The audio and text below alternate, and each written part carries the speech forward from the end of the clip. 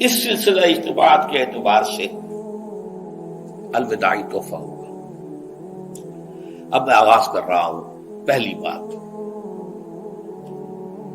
اس سبب میں 3 باتیں مجھے کہنی ہیں۔ سب سے پہلی بات یہ کہ زندگی کی سب سے بڑی حقیقت موت ہے۔ ہم بھلائے رکھتے ہیں، اپنے ذہن سے اسے دور رکھتے ہیں، لیکن واقعہ یہ ہے کہ زندگی کی سب سے بڑی حقیقت موت ہے۔ خدا کے منکر پیدا ہوئے ہیں، لیکن موت کا انکار کرنے والا تو کوئی پیدا نہیں ہوا۔ اس لیے میں نے آیت آپ کو سنائی، کل نفس ذائقۃ الموت،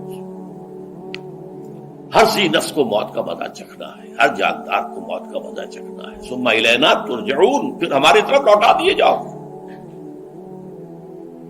تو زندگی کی سب سے اہم حقیقت موت، اور موت کے بعد رجوع اللہ، آخرت، یہ سب سے بڑی حقیقت ہے۔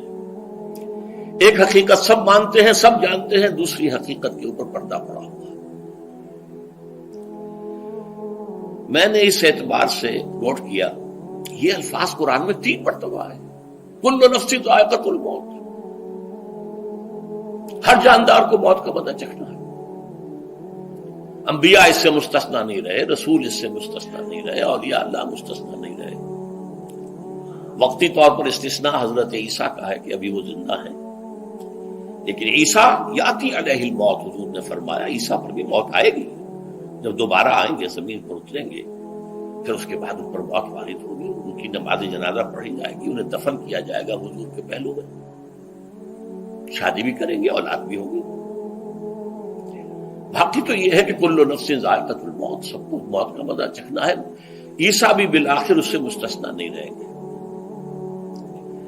بلکہ قرآن میں ایک جگہ کہا گیا ہے أَفَإِن مِتَّ فَهُمُ الْخَالِدُونَ، کیا ہے نبی، اگر آپ کا انتقال ہو گیا تو یہ کیا ہمیشہ رہیں گے؟ کون ہے دنیا میں جو ہمیشہ رہے؟ انتقال تو ہونا، آپ کا بھی ہونا ہے۔ إِنَّكَ مَيِّتٌ وَإِنَّهُمْ لَمَيِّتُونَ۔ یہ تو مختصر ترین الفاظ تھے۔ اس سے آگے بڑھیے، سورہ انبیاء میں فرمایا کل نفس ذائقۃ الموت وَنَبْلُوكُمْ بِالشَّرِّ وَالْخَيْرِ فِتْنَةً وَإِلَيْنَا تُرْجَعُونَ۔ ہر جاندار کو موت کا مزہ چکھنا ہے، اور اس سے پہلے پہلے ہم تمہیں آزماتے رہیں گے، خیر کے ذریعے بھی، بھلائی دے کر، صحت دے کر، دولت دے کر، اولاد دے کر، شہرت دے کر، اور برائی کے ذریعے سے بھی، تنگ دستی دے کر، بے عزتی دے کر، اہانت دے کر، ذلت دے کر، وَإِلَيْنَا تُرْجَعُونَ، اور پھر ہماری طرف لوٹائے جاؤ گے۔ یہ وہ دوسری حقیقت جو میں نے کہا کہ جس پر پردہ پڑا ہوا ہے، بہت بڑا پردہ ہے۔ لوگ یہی سمجھتے ہیں کہ یہی دنیا کی زندگی ہے۔ قرآن کہتا ہے إِنَّ الدَّارَ الْآخِرَةَ لَهِيَ الْحَيَوَانُ لَوْ كَانُوا يَعْلَمُونَ، یہ تو آخرت والی زندگی ہے جو اصل زندگی ہے، کاش کہ انہیں معلوم ہوتا۔ اس سے بھی زیادہ تفصیل سے یہ آل عمران میں آئی ہے، كُلُّ نَفْسٍ ذَائِقَةُ الْمَوْتِ وَإِنَّمَا تُوَفَّوْنَ أُجُورَكُمْ يَوْمَ الْقِيَامَةِ، ہر جاندار کو موت کا مزہ چکھنا ہے، اور پھر تمہیں پورا پورا تمہارا اجر اور بدلہ دے دیا جائے گا قیامت کے دن۔ فَمَنْ زُحْزِحَ عَنِ النَّارِ وَأُدْخِلَ الْجَنَّةَ فَقَدْ فَازَ، جو کوئی آگ سے بچا لیا گیا اور جنت میں داخل کر دیا گیا وہ تو کامیاب ہو گیا۔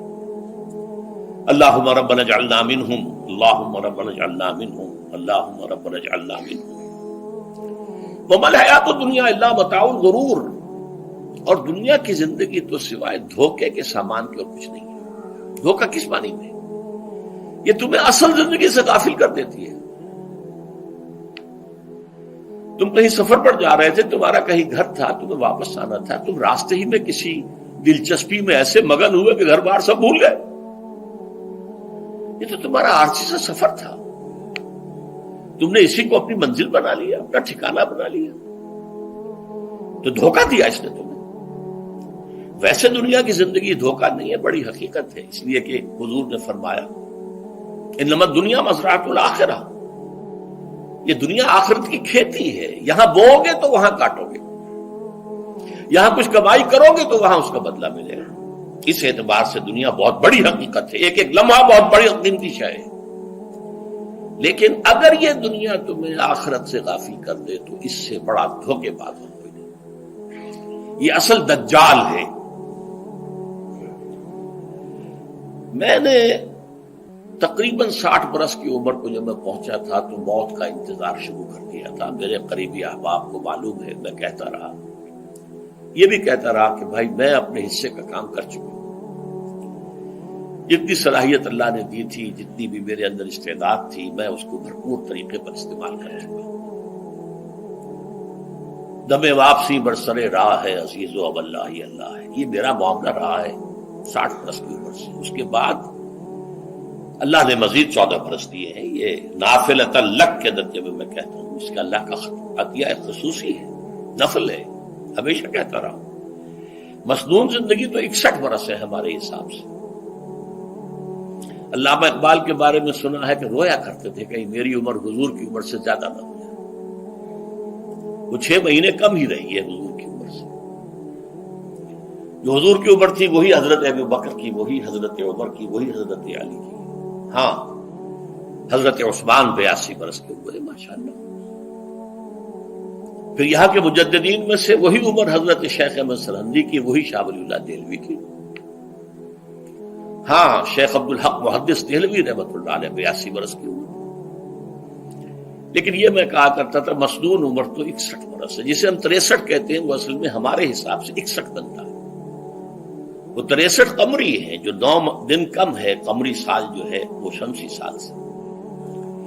بہرحال میں اس وقت سے منتظر تھا، لیکن جو بھی وقت اللہ نے دیا ہے، اللہ کا شکر ہے، وہ مفید کاموں میں لگا ہے۔ ان میں خاص طور پر میں سمجھتا ہوں کہ اللہ کا مجھ پر سب سے بڑا احسان، اور مجھے پر نہیں، بہت بڑے پیمانے پر لوگوں پر جو احسان ہوا ہے، وہ میرا 1998 کا دورہ ترجمہ قرآن جو کراچی میں ہوا تھا۔ 1998 کے مارچ میں میرا بڑا آپریشن ہوا، دونوں گھٹنے تبدیل کیے گئے، لیکن 98 کے آخر میں، حالانکہ میں چل نہیں سکتا تھا، کراچی میں مسجد جو ہے اونچی ہے، دوسری منزل پر ہے، تو خاص ریمپ بنایا گیا جس کے ذریعے میں ویل چیئر پر مجھے لے جایا جاتا تھا۔ میں نے درس کیا۔ اس درس کی گزشتہ چند سالوں سے پوری دنیا میں جو گونج ہوئی ہے اللہ کے فضل و کرم سے، اللہ کا کوئی حکمت خداوندی اس کے ساتھ وابستہ ہے۔ اس میں میرے کسی کام کو دخل نہیں ہے، میری کسی کوشش کو دخل نہیں ہے۔ میں نے تو جو درس میں دیتا آ رہا تھا سن 85 سے، دورہ ترجمہ قرآن، البتہ یہ بات ضرور ہے کہ میں نے محسوس کیا تھا کہ سن 98 کے اس درس میں دورہ ترجمہ قرآن کے مجھے خصوصی انشراح حاصل تھا۔ میری ساری گفتگو کا حاصل کیا ہے؟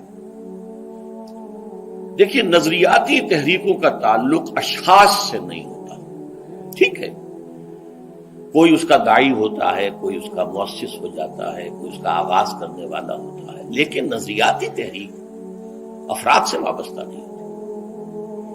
افراد آتے چلے جاتے ہیں اپنا اپنا حصے کا کام کر کے، جس کو جتنا مقدر ہے، جتنی اللہ تعالیٰ کی طرف سے توفیق ہے، وہ اپنا کام کرے گا، چلا جائے گا۔ یہ چمن یوں ہی رہے گا اور ہزاروں جانور اپنی اپنی بولیاں سب بول کر اڑ جائیں گے۔ مبارک ہیں وہ لوگ جنہیں قرآن کی بولی بولنا نصیب ہو جائے۔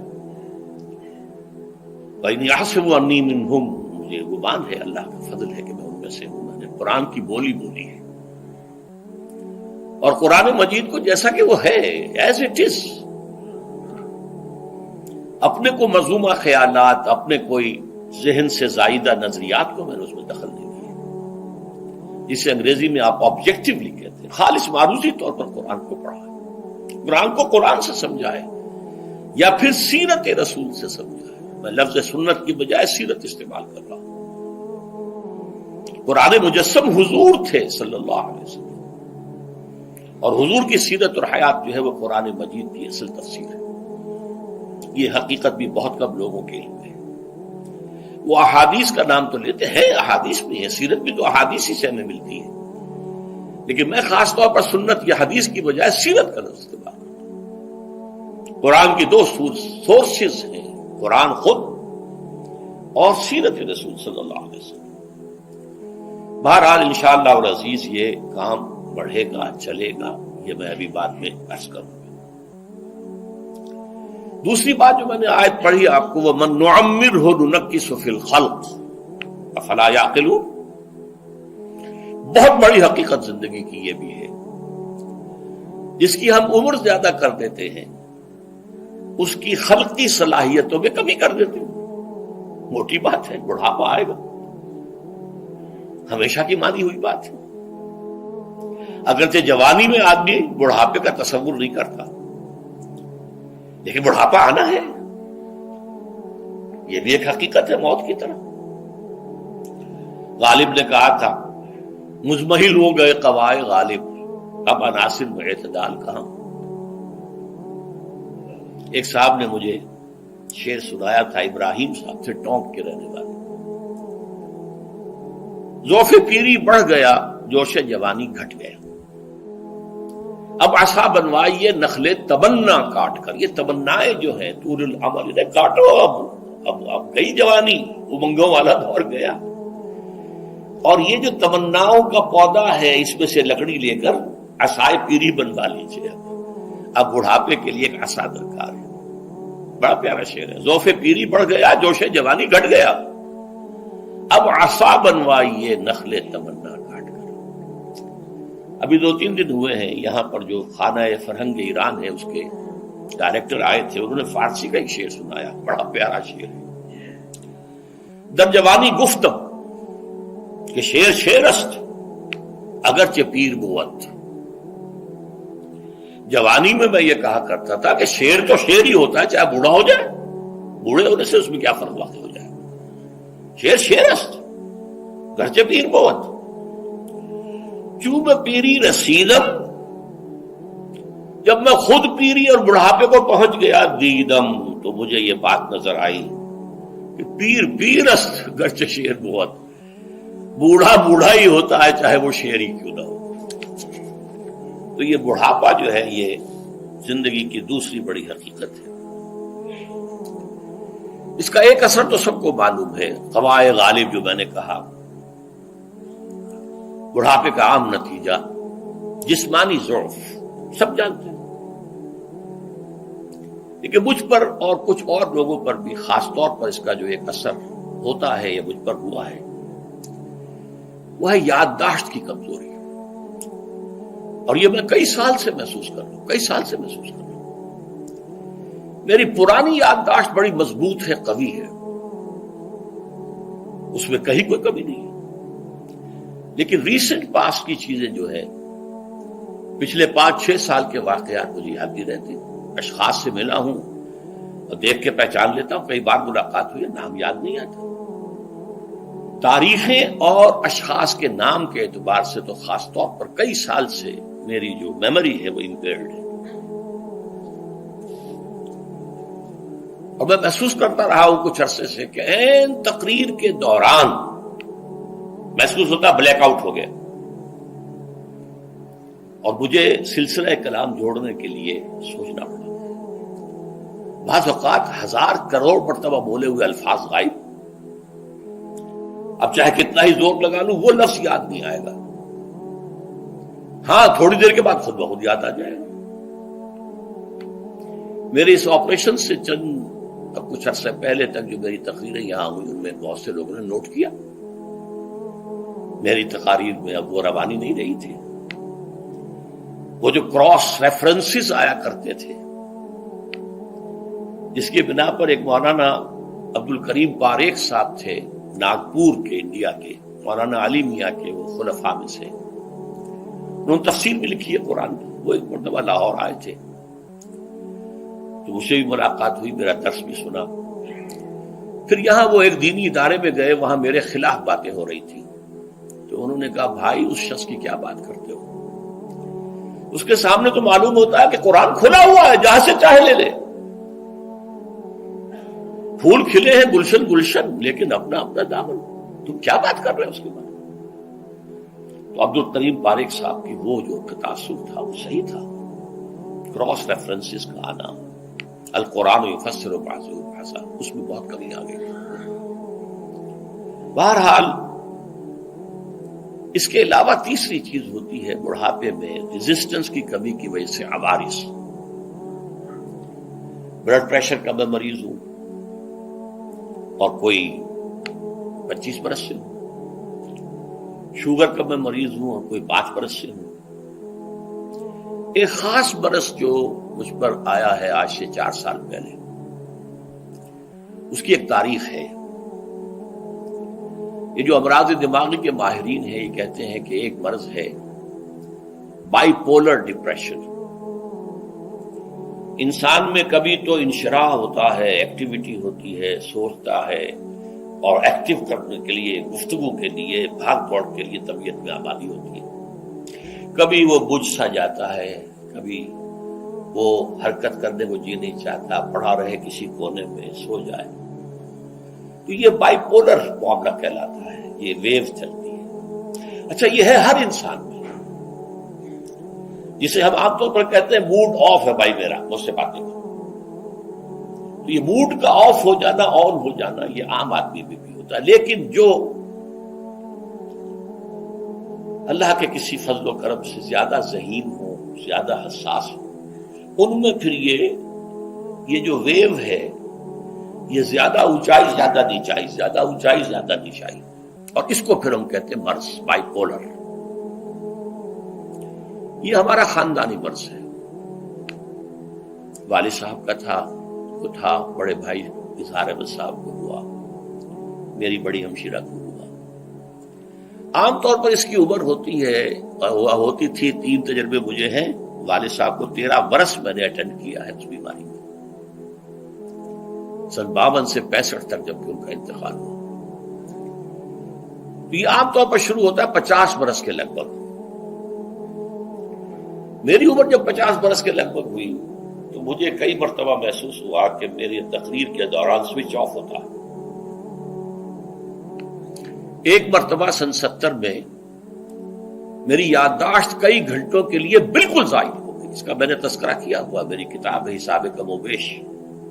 جو کیفیت مجھ پر گزری تھی، جس کرب کے عالم میں وہ چند گھنٹے مجھ پر گزرے تھے، میں انہیں الفاظ میں بیان نہیں کر سکتا. آدمی خراب ہے، نہ ابتدا کی خبر ہے، نہ انتہا معلوم، کچھ بھی نہیں. میں جب 50 برس کا ہوا اور یہ ایک مرتبہ مجھے جھٹکے لگے مسجد سمن آباد کے اندر، تو میں نے ڈاکٹر رشید چودھری صاحب سے، وہ میرے والد صاحب کے بھی والد رہے تھے، میں نے ان سے کہا کہ یہ ڈینجر زون میں داخل ہو گیا ہوں. ان کا نہیں، آپ کو یہ نہیں ہوگا، اس لیے کہ آپ اللہ کے کتاب کی خدمت کر رہے ہیں.